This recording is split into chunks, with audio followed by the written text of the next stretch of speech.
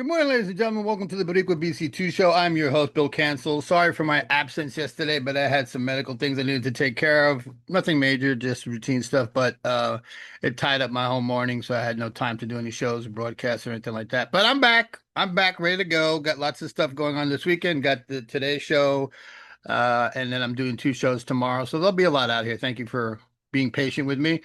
So today, one of my favorite shows, The Winning Show, where we highlight the wins of the Democrats across the country to really reinforce the fact that we are, in fact, still winning this battle.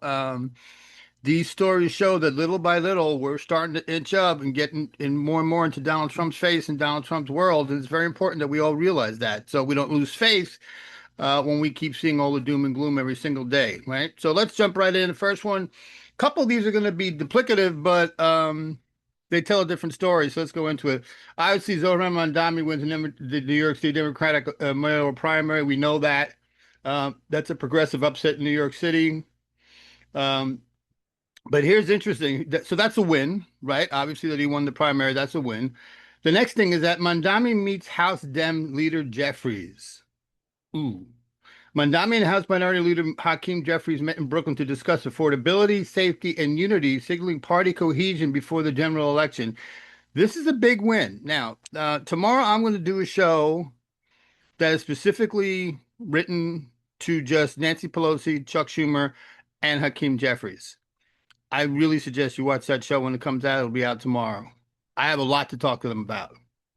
Um, Another one regarding Mamdani. Mamdani receives business community praise despite progressive stances. Mamdani impressed New York City business leaders at a Partnership for New York City event, testament to his cross-spectrum appeal. That's by the Financial Times. That's a big win, right? So now Mamdani is now crossing a whole other different spectrum of people that could potentially vote for him and could potentially help him win his campaign.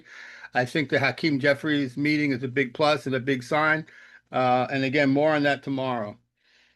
Next up, this is reported by Axios. Adelita Grijalva wins Arizona's 7th district primary.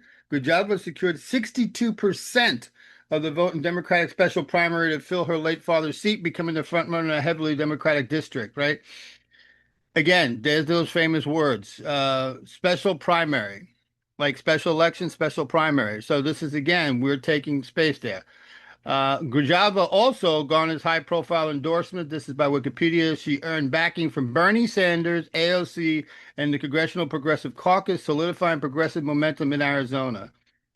People, if you don't think progressivism or whatever the word is you want to call it is taking hold, wake up.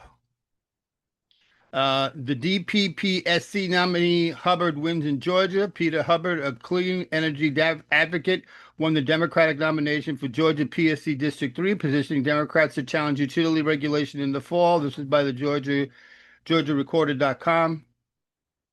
Next one is reported by Wikipedia. I love these. Democrat flips state legislator seats. Recent special elections saw Democrats pick up the Iowa Senate's 35th district and Pennsylvania's 36th Senate district. It's a small but symbolic, meaningful gain. Again, we are flipping seats. If you notice, if you watch this show once a week, at least once or twice during the show, you will hear me say the words flipping seats. Okay? That's a big win. Keep your eyes open on that. Number 9, reported by The Guardian, progressive grassroots energy bills. The Guardian notes growing calls for blue states to change their tune and emphasize working class concerns, signaling strategic shift in potential electoral gains. That's by The Guardian. Again, more on that tomorrow with the special show that I'm doing for that. But it's time, folks. It's beyond time. The old guard of the Democratic Party really needs to wake up and get people to understand that this is what people really want. So stop with this old guard bullshit and start listening to the people. And again, more on that tomorrow. Um, so that's it, folks. But again, I just want to point out, every week I come out here to do the show and scour the internet to try to find, Democratic wins. They're there. They are there. And we've talked a lot in the past how we have the Democrats in D.C. and then we've got the Democrats in the states, and sooner or later this is going to have to come together. That's happening, right? Because Hakeem Jeffries meeting with Zohan Mandami is proof that something's starting to sprinkle downwards, right? And stuff is starting to sprinkle upwards as well. Um, it's time for the Dems the DC Dems to really wake up to what the people are talking about. It's way beyond time. So that's it for the winning show. I hope you enjoyed that, folks. Again, tomorrow, some other things to talk about tomorrow. I'm doing a deep dive show, so you don't want to miss that. Follow that my special show dedicated to Nancy Pelosi, Chuck Schumer, and Hakeem Jeffries. And on Monday, if you loved the show, I believe a week or two ago with Professor Sanford Levinson, he's back. We got more to talk about. So that'll be on Monday morning. Take care, everybody. Have a great day and a great weekend. Bye.